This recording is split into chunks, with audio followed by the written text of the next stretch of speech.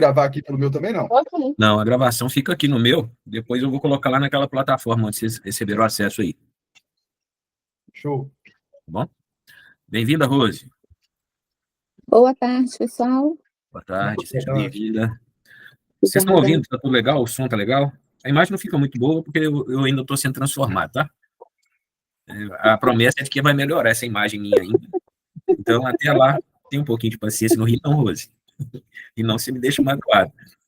Pessoal, para a gente começar, para entender aqui o contexto que a gente está vivendo, deixa eu trazer a apresentação para cá. A gente está vivendo um momento muito importante. E esse momento, ele fala tudo sobre aquilo que nós precisamos entender para a gente poder viver. E, como eu disse, né, existe uma virada de tempo que acontece agora. E ela já aconteceu mais de uma semana. E o que acontece? Os primeiros dias dessa virada de ano é para que nós possamos ter atenção. Atenção em quê? Em como está a nossa vida. Porque senão eu corro um sério risco de começar a viver dentro de um novo tempo, porque o calendário vira, porém, a minha vida continua do mesmo jeito. E onde que nasce as frustrações, as decepções, é no momento em que as pessoas, elas querem que a vida se ajuste por ela só. Tipo, uma hora isso aqui vai funcionar, essa minha vida vai funcionar. Só que, sendo bem sincero, né, eu tenho 48 anos, vou fazer 49 anos esse ano. Nunca vai se chegar. Se você não ficar responsável por consertar o que tem que se consertar e realmente ser intencional naquilo que tem que acontecer, as coisas não vão mudar. Alguém já disse, né? O louco, ele fica esperando um resultado diferente, fazendo as mesmas coisas. Então, não tem como viver algo diferente, de verdade, na nossa vida, se nós não mudarmos as nossas ações. E nós temos poder de mudar nossas ações. Só que, muitas vezes, o que acontece? A pessoa, parece que ela vai atrofiando a sua mente, o seu poder de decisão, e muitas vezes, no âmbito da religião, ela vai se tornando uma pessoa religiosa e ela vai até culpando a Deus da vida que ela não gosta de viver. Então, o que é que precisa acontecer? É você entender que existe uma responsabilidade na sua vida que Deus te deu. Né? Se você olhar para o todo que você tem hoje, você vai chegar à conclusão que tem uma única coisa que Deus te deu, que é uma só, e é a sua vida. Então, isso fala de quê? Fique responsável por aquilo que Deus te deu. O que é que Deus te deu? A vida. Cuide da sua vida. Cuidar da sua vida é realmente olhar para Deus e falar assim, Pai, eu valorizo aquilo que o Senhor me deu. Eu reconheço que o Senhor me deu a minha vida e eu vou ficar responsável por ela. Eu não vou terceirizar esse cuidado. Eu não vou terceirizar essa responsabilidade e eu vou continuar avançando. Deixa eu só deixar aqui para vocês. Tem uma mãozinha aí que você pode clicar nela. Quando você quiser falar alguma coisa, comentar, só clicar na mãozinha, aí eu faço uma pausa aqui para você poder trazer a sua fala, tá bom? No mais, eu vou sentar o bambu aqui, porque nós temos muita coisa para compartilhar. Então, abra seu coração, né? Eu creio que Deus vai falar profundamente com você e você vai realmente viver um grande momento aqui. Vai chegar um momento aqui onde nós vamos fazer um break aqui rapidinho, né? Se quer ir no banheiro, pode ir, quer tomar uma água, vai, pega um café, tá? Mas na hora que a gente finalizar a primeira fase aqui, a gente vai dar um intervalo de 5 minutos só, tá? 5 minutos para não esfriar e já voltar logo para a gente ir para o segundo round. Aí, o que é necessário entender? Deus tem um calendário. No calendário de Deus, né, é o ano 5.786. Entramos no ano 5.786. E dentro do calendário de Deus, o que acontece? Os anos têm um significado. A década tem um significado. Então, quando eu olho para a década, para o ano, eu preciso entender por quê. O que é que Deus está comunicando? Adriano, você está falando de astrologia, numerologia, você está falando disso? Não, deixa eu te falar. Quem criou tudo foi Deus. Qual que é o problema das pessoas, principalmente dos cristãos? É porque tudo foi colocado na mão do diabo. Mas você está falando de horóscopo? Não. Quem criou o sol, lua, estrela, quem criou os astros foi meu Deus, foi o meu pai, foi seu pai. Lá em Gênesis, quem criou tudo foi ele. E ele criou na intencionalidade de trazer uma comunicação com as pessoas. É tão interessante, se você tiver a oportunidade, procura o livro A História dos Hebreus, de Flávio Josefo. Quando você começar a ler os primeiros capítulos, o livro é quase que uma outra Bíblia, tá? Mas quando você começar a ler A História dos Hebreus, de Flávio Josefo, você vai ficar maravilhado em entender algo. Que no início ali, em Gênesis, quando nós olhamos, os homens viviam muito mais do que vivem hoje. E por que eles viviam tanto tempo assim? Porque Deus estava dando para eles uma linguagem, uma comunicação que era feita através de sol, lua e estrelas. Quando ele queria saber o ano, ele não tinha um calendário na parede como eu e você temos. Eles olhavam para o sol, para a lua e para as estrelas. Eles sabiam discernir qual dia era, qual semana era, qual mês era, qual hora era. Porque tudo isso era feito com aquilo que Deus criou. Então, ele só olhava para o céu. Aí, o que é interessante? Abraão, ele era um cara perito na leitura do tempo. Ele olhava para as estrelas, ele era perito. E eu fiquei muito maravilhado de ver, porque o que acontece? Quando você vai estudar a história de Abraão, ali em Gênesis, tem um momento onde Abraão ele chega no Egito. E Faraó chega a pegar Sara, sua mulher, e ele fala assim, ela é minha prima. Ele não mentiu. Ela era prima, só que antes também ela era mulher dele. Só que o que acontece? Quando Faraó pega ela, Deus traz uma punição. E o Faraó fala de quê? Dos egípcios. Então, a gente vê muitas vezes em filmes, em livros, que os egípcios eles dominavam a leitura das estrelas, esses códigos todos. Só que o que acontece? Lendo a história dos hebreus, eu descobri que quem ensinou para os egípcios foi Abraão. No dia que Abraão visitou eles, Abraão deu uma aula para eles, sabe, Cláudio? E eles aprenderam com Abraão a decodificar o segredo das estrelas. A comunicação que Deus fazia nas estrelas, eu falei, meu Deus, que loucura. Então, o que acontece? Deus tem um calendário. E no calendário de Deus, o que acontece? Nós estamos no ano 5786. O ano 5786, quando está aí na imagem, ele começa nos chamando a alargar a nossa tenda. Alarga o espaço da tua tenda. Né? O capítulo que faz referência, né, um texto bíblico que você pode ler ele todos os dias, até isso entrar em você de uma forma, sabe, tão plena, é Isaías 54. Eu te recomendo, leia Isaías 54, declare Isaías 54, ore sobre Isaías 54. Eu passei por um momento muito difícil em 2006, isso aqui vai fazer 20 anos. Esse capítulo me sustentou. E eu não sabia nada disso que eu estou ensinando para você aqui hoje. Mas Deus me deu Isaías 54 em 2006, sabe, Rose? Eu estava passando por uma crise na minha vida. Uma crise terrível. Deus me deu essa palavra. Quando eu comecei a buscar ele no meio da crise, ele me deu. Isaías 54, eu comecei a orar e ler e declarar. E eu orava, li e declarava. Fiquei uns 6 meses com esse texto. Virou um texto magnífico na minha vida. Aí o que acontece? Agora eu estou em 2000, vou entrar em 2026, estou no ano 5786, 20 anos depois, eu estou me deparando novamente com esse texto. Então eu te falo, você pode ler, reler, eu te recomendo, abra a sua boca, libere essas palavras na sua atmosfera, você vai criar uma nova realidade na sua vida, através dessa palavra que Deus vai colocar em você. A princípio você vai achar que você está só recitando, mas vai chegar um momento, depois de uns 30 dias, isso vai conectar tanto dentro de você, que essas palavras elas não vão sair mais como palavras ao vento, elas vão sair como uma palavra que realmente tem entendimento, tem força, tem vida e vai balançar a atmosfera da sua volta. Começa a olhar para tudo e falar e declarar. Você não vai somente recitar, você vai usar isso como uma oração, como uma declaração, mas em outro momento a gente fala sobre isso. Né? Deixa eu seguir no que realmente eu quero compartilhar aqui para vocês entenderem. Sobre o que nós vamos entender aqui. Veja bem, aqui tem o quê? Um leão, e dentro da boca do leão tem uma letra. A letra é a letra P. O que essa letra comunica? É a letra que fala da década que nós estamos vivendo. A década é a década de Pei. Pei fala do quê? Da boca. Dentro do dia a dia, eu e você já sabemos que nossas palavras têm poder. Nossas palavras têm poder de dar vida ou de dar morte. Agora, o que acontece? Dentro dessa década, Deus colocou assim, tudo que você falar tem algo mais acrescentado. Eu vou acrescentar mais poder. Eu vou acrescentar mais efeito àquilo que você fala. Então, se eu entendo que Deus está trabalhando através do que eu falo, nessa década, de uma maneira muito mais ampliada, o que eu preciso fazer? Aprender a falar e falar direito. Eu preciso dominar a minha boca. É tão interessante, gente, quando a gente começa a estudar a respeito da fala, presta bem atenção. No Pentecostes, o que acontece? Eles estavam ali reunidos. Tinha 120 pessoas no momento que acontece o Pentecostes, o Espírito Santo vem. Aí, naquele momento, o que acontece ali, sabe, Tati? A palavra fala que havia sobre eles como repartidas línguas como de fogo. Foi dado línguas como de fogo. Não foi pé, não foi mão, não foi coração, não foi dedo. Se perguntasse assim, o que você acha que Deus tinha que usar ali para representar? Você pode falar assim, eu acho que tinha que dar um coração de fogo, um pé de fogo, uma mão, né? Um olho, uma boca. Mas Deus aprove ele e falou assim, eu vou dar, sabe, uma nova linguagem para o meu povo. Então ele deu línguas repartidas como que de fogo. E eles aprenderam uma linguagem espiritual. Eles foram batizados, cheios do Espírito Santo, e aprenderam uma linguagem espiritual. E um dia eu pensando assim, eu falei, Deus, por que o Senhor deu como línguas? Podia ser tanta coisa, mas o Senhor deu língua.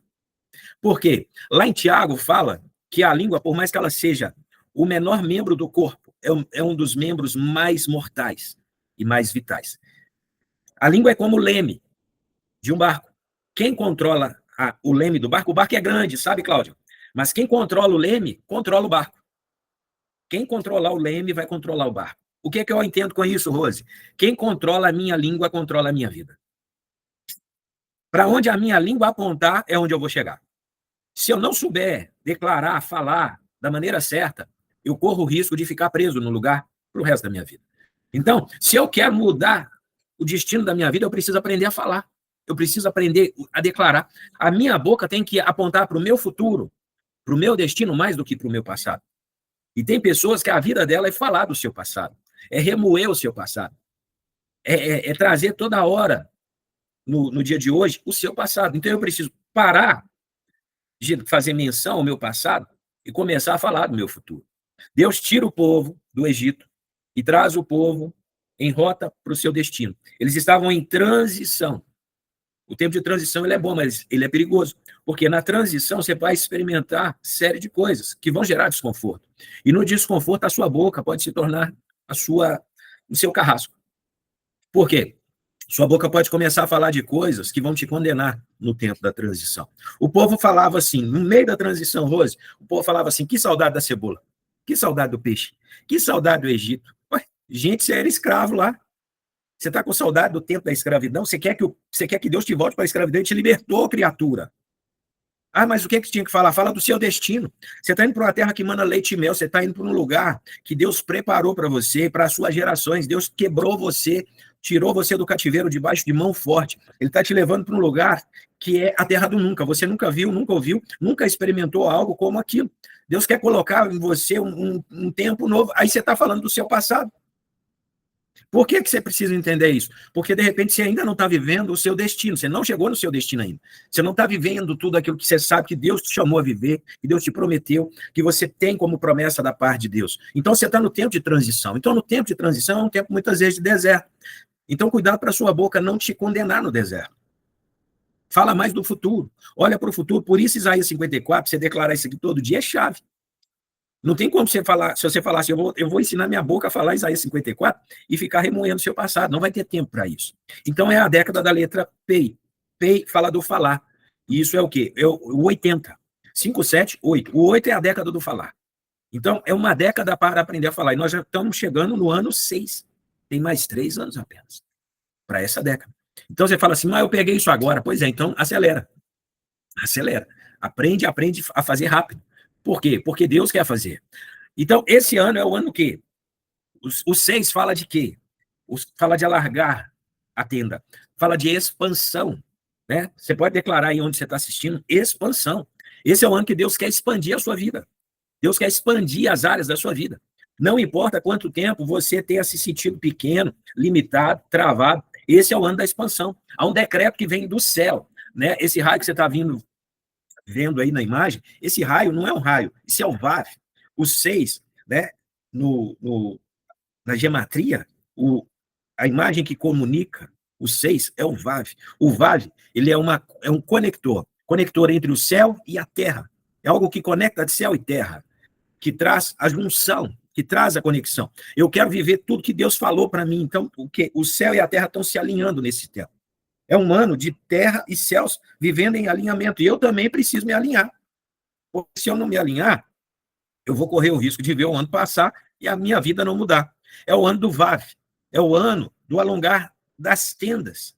Então, é um ano que Deus quer expandir a minha vida, a sua vida. Só que o que nós podemos impedir o que Ele quer fazer? Nós podemos atrapalhar aquilo que Deus intencionou a fazer. Aí nós vamos chegar onde? Nós vamos começar o reset. O que é o reset? O reset é resetar a minha vida. Né? Para você entender isso aqui melhor, eu queria que você abrisse aí, se você tiver a Bíblia. Né? Eu espero que você tenha 5, 7. Oh, meu Deus. Peraí.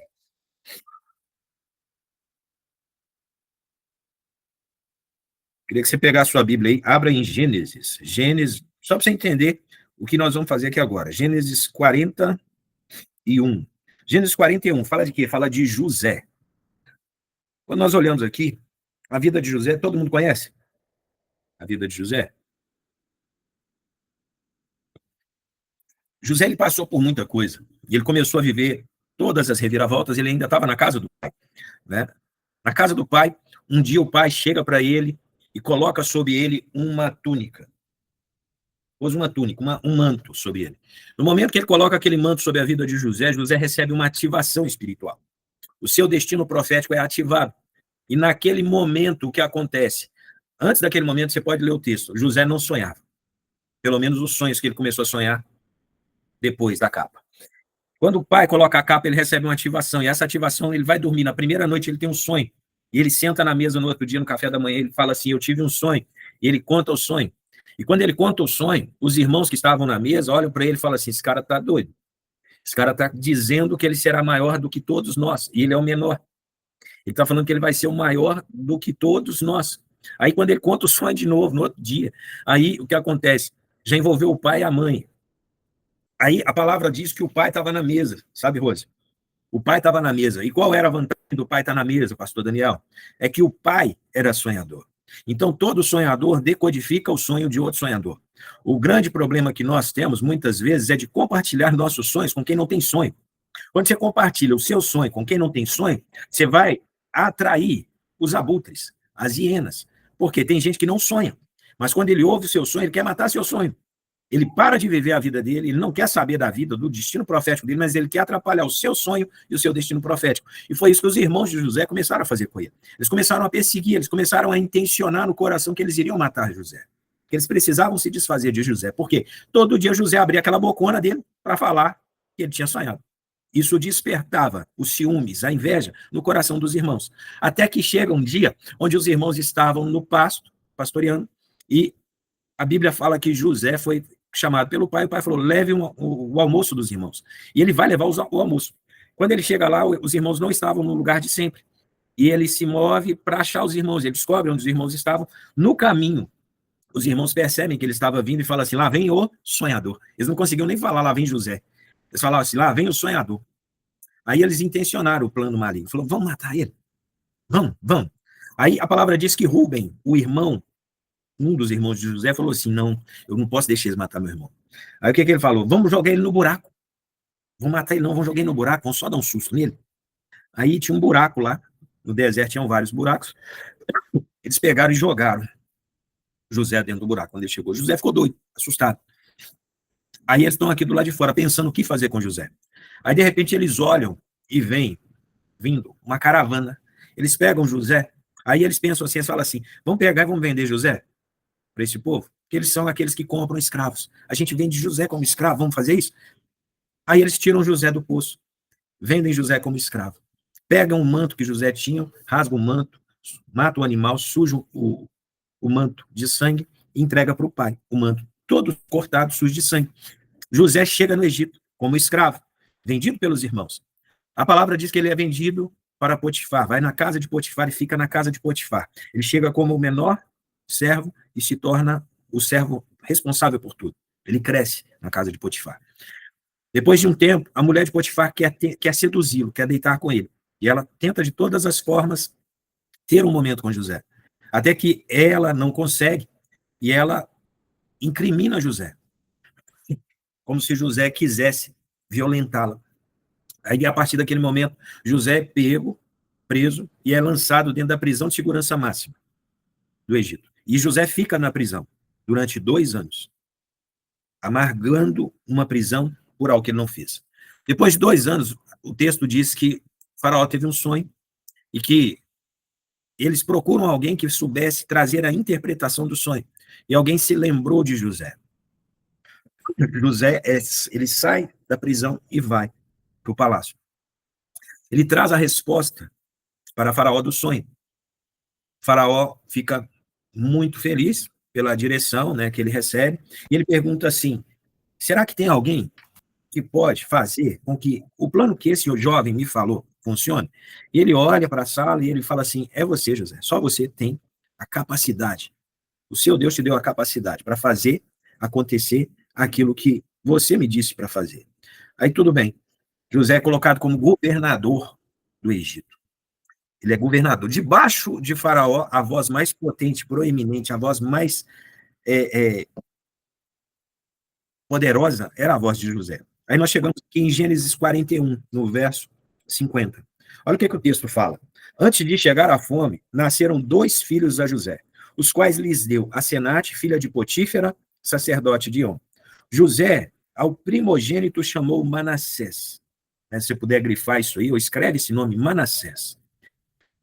Pois disse, Deus me fez esquecer de todos os meus trabalhos e de toda a casa de meu pai. Eu te disse que a gente começou o ano 5786. Começa um novo tempo. Agora, o que eu preciso fazer quando começa um novo tempo? Eu preciso viver um momento Manassés. Porque, entenda, virou o calendário. O calendário, quando ele virou, era um mês de Elu,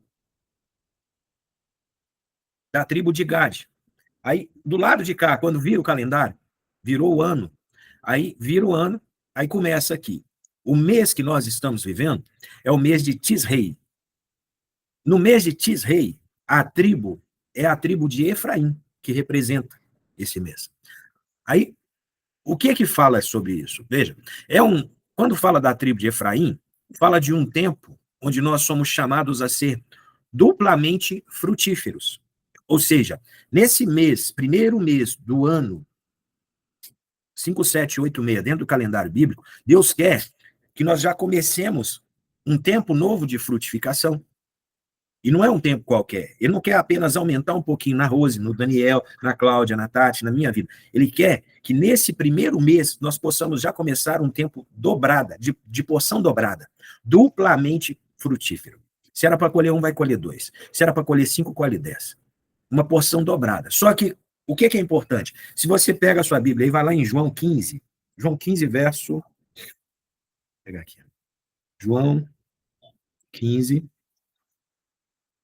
no verso 2, olha o que Jesus fala.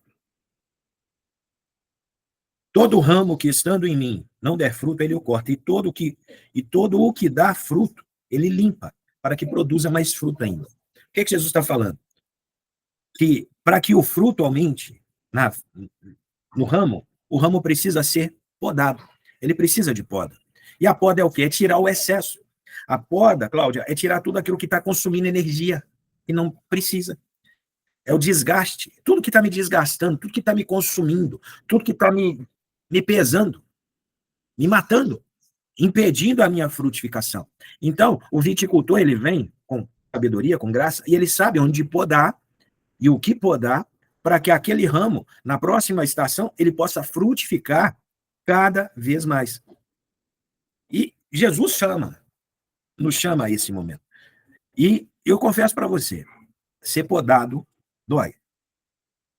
Quando você vive um momento de poda na sua vida, na sua caminhada cristã, você vai saber que você está vivendo um momento da poda, porque dói. Porque você começa a ter que parar e olhar para aquilo que está te pesando, para aquilo que está te gastando, aquilo que está te consumindo, aquilo que não está te levando a lugar nenhum. E você precisa permitir a poda. Agora, o que é interessante? A poda é um cuidado de Deus na nossa vida, é um cuidado que o Pai traz na nossa vida. Não é uma maldade, é uma bondade. Por quê? Imagine você que é pai, que é mãe, vendo seu filho vivendo debaixo de uma vida que não leva a lugar nenhum e você ficar assistindo aquilo, ano após ano, e não intervindo para que ele realmente possa, sabe, viver todo o potencial dele, viver o sonho dele, viver a vida que realmente foi planejada e projetada. Então, o momento de poda é o momento da bondade, não é o momento da maldade, é o momento de amor que Deus traz na nossa vida. Aí o que acontece? O primeiro filho de José, lá em Gênesis 41, ele se chama Manassés. E Manassés significa Deus me fez esquecer de todos os meus trabalhos e de toda a casa do meu pai. Ou seja, Deus me fez esquecer do meu tempo de aflição. Deus me limpou. Porque esquecer é tirar de mim a capacidade que aquilo tem, sabe, de continuar me consumindo. Ele falou, Deus me fez esquecer. Ele viveu um tempo Manassés. Entre aspas, irmão, o que é isso? É a poda. Entre aspas, isso é o quê? É ser livre da amargura. Literalmente, é você se livrar da amargura. Alguém te fez alguma coisa e a amargura entrou. E o que é a amargura? A amargura, imagina que ela tem um sistema de raízes tão violento, só que é invisível. Raízes são invisíveis. Elas não ficam aqui em cima, elas ficam lá dentro. E quando é uma raiz de amargura, ela vai desenvolvendo o seu sistema subterrâneo E ela vai entrando nos corações, e ela vai envenenando os corações, e vai gerando uma toxicidade, né? Algo tóxico, algo maligno no coração da pessoa, e essa pessoa vai adoecendo. Porém, ela acha que está tudo bem, porque é um sistema de raízes, não é um sistema superficial, não, é um sistema interior. Então, lá dentro, vai consumindo a vida da pessoa, vai drenando a vida da pessoa. E ela está olhando para o outro, pensando assim, que o outro morra, que o outro, a vida do outro dê errado. Porém, ela não consegue perceber que a vida dela está travada, a vida dela não avança, a vida dela nada que ela toca dá certo. Por quê? Porque existe algo internamente nela travando a vida dela. Então, ela precisa viver o seu Manassés. Ela precisa viver seu momento de poda. Ela precisa viver o seu momento, sabe, de esvaziar a mochila. Por quê? Porque senão a vida dela não vai avançar. Agora, quando ela faz isso, presta bem atenção, verso 52, Gênesis 41, 52, fala assim, ó, ao segundo chamou-lhe Efraim. Primeiro filho de José no Egito, Manassés. Deus me fez esquecer. Deus limpou a amargura do meu coração. Deus tirou de mim todo o poder das coisas ruins que eu passei para chegar até aqui. Aí o segundo filho nasce, ele chamou ele de Efraim, pois disse, Deus me fez próspero na terra da minha aflição. Deus me fez prosperar no lugar onde eu fui afligido. Efraim, no original, significa dobradamente frutífero. Alguém que vai frutificar de maneira dobrada. Só que o que acontece? Esse mês que nós estamos é o mês de Tisrei, da tribo de Efraim. E ele é o primeiro mês dentro do calendário bíblico, dentro desse ano novo. Agora, o que acontece? O que eu faço primeiro determina o que eu vou viver depois. Então, é início de ano, o que eu preciso fazer? Eu preciso parar e avaliar. Como está meu coração? Como estão as áreas da minha vida? O que está errado em mim? Por que essa área não fluiu? Por que isso aqui não aconteceu? Por quê? E eu preciso ter clareza para isso. Para quê? Para ter habilidade para colocar um ponto nisso. Para viver o meu Manassés. Para falar, Senhor, isso aqui tem que ser podado em mim. Eu vou abrir mão disso. Eu vou deixar isso para trás. Isso não caminha comigo. Por quê, irmão? Eu quero viver um ano de delícias. Eu quero que meu ano seja doce. Eu quero, sabe, que os meus planos, os meus sonhos, eles possam se concretizar nesse ano. Só que se eu não faço o momento Manassés, nada vai acontecer. Eu vou ter um monte de coisa anotada no papel, mas não vou viver a realização, a materialização disso.